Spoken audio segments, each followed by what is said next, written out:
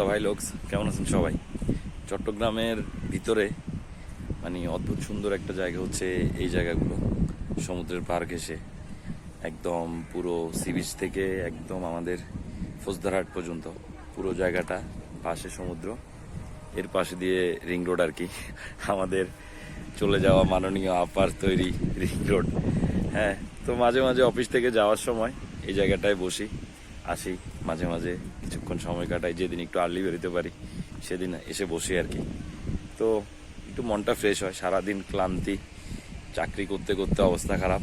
তো মাঝে মাঝে এসে বসলে একটু মনটা রিল্যাক্স হয়। সাথে একজন কলিগও আসছে, বাপ্পি দাদা, ওই যে দূরে, উনি সমুদ্রের গর্জন শুনতেছেন। এই যে বাম পাশে সমুদ্র পুরাটা, এই দিক থেকে এখন লাইটটা একটু সমস্যা, যে কারণে দেখাইতে পারতেছি না ভালো করে। আমার মোবাইল দামি মোবাইল, তো ক্যামেরা একটু ভালো বেশি, যে কারণে সমস্যা হয় আর কি। আর এই পাশে পুরোটা আপনার প্রজেক্ট চলতেছে, বিভিন্ন মাছের, সবাই পুকুর কেটে কেটে এগুলো প্রজেক্ট বানাচ্ছে আর কি। অস্থির সুন্দর একটা জায়গা। হ্যাঁ, বিকেলবেলার সময়টা এসে কাটাইতে পারলে বন্ধু বান্ধবের সাথে বা ফ্যামিলির সাথে ভালোই লাগে, কারণ শহরের ভিতরে আসলে খুব একটা এই ধরনের জায়গা তো পাওয়া যায় না।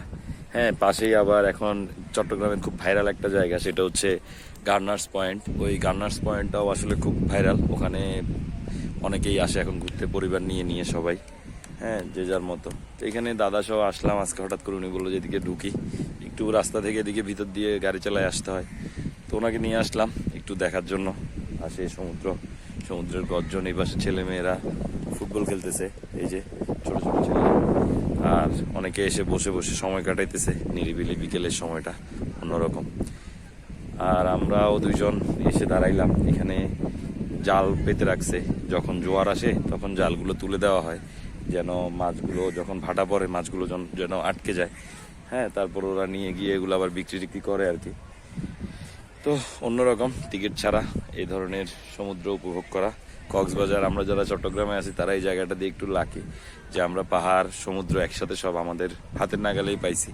ঢাকাইয়ারা যারা, তাদের জন্য এটা একটু খুবই অন্যরকম। তারা পাহাড় দেখতে হইলেও আমাদের সেই চট্টগ্রামের বান্দরবন, রাঙ্গামাটি আসতে হয়।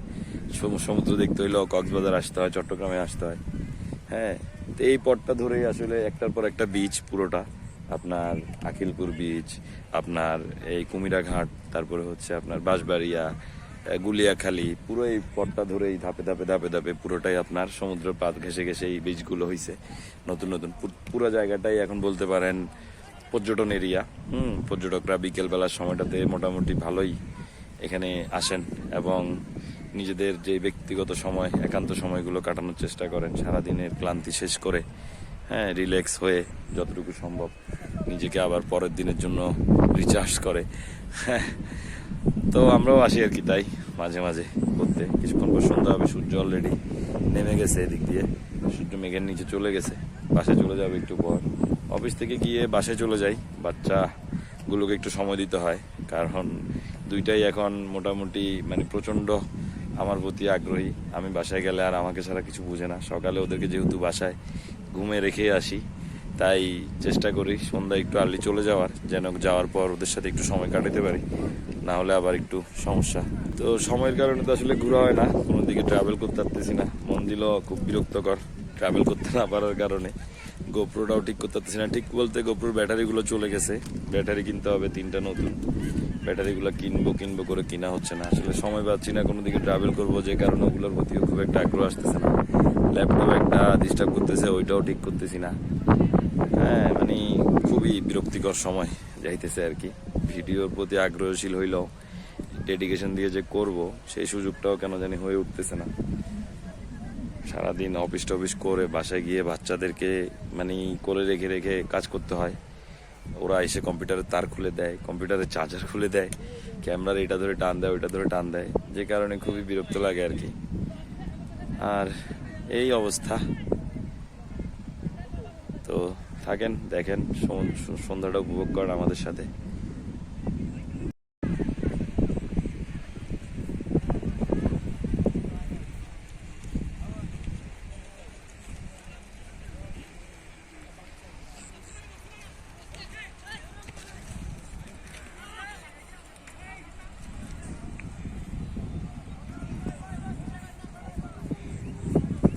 এটা একটা দাদা আমার অফিস কলিগ, উনি সমুদ্র দেখে খুবই উৎফুল্ল।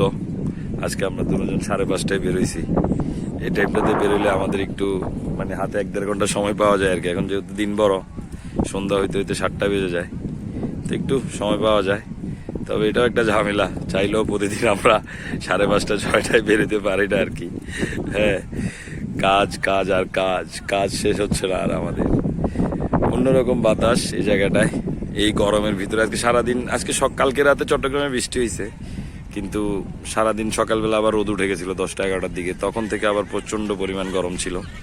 কিন্তু এখন আবার এই জায়গাটা যখন দাঁড়াইছি, এখানে অদ্ভুত রকমের একটা ঠান্ডা বাতাস বয়ে যাচ্ছে গায়ে। হ্যাঁ, এই পাশে গাছের কিছু বনাঞ্চল হয়েছে, কিন্তু এগুলো আবার কেটে কেটে মধ্যখানে এই পুকুরগুলো করার কারণে শেষ হয়ে যাচ্ছে আর কি।